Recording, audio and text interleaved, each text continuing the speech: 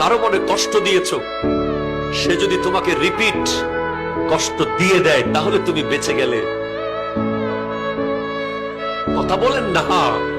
কাউকে জুলুম করেছো, থাপ্পড় মেরেছো অন্যায় ভাবে, সে তোমাকে রিপিট থাপ্পড় দিয়েছে, অনেকটা বেঁচে গেছো তুমি। সে তোমাকে রিপিট লাথি মেরেছে, তুমি বেঁচে গেছো। রিপিট গালি দিয়েছে, তুমি বেঁচে গেছো। কিন্তু সে যদি চুপচাপ চলে যায়, থাপ্পড় খেয়ে যদি চলে যায়, গালি খেয়ে যদি চলে যায়, যদি চুপচাপ মসজিদের জায়নামাজে এসে বসে আর যদি বলে আল্লাহ সবাই ছেড়ে দিলেন, তুমি তো আছো,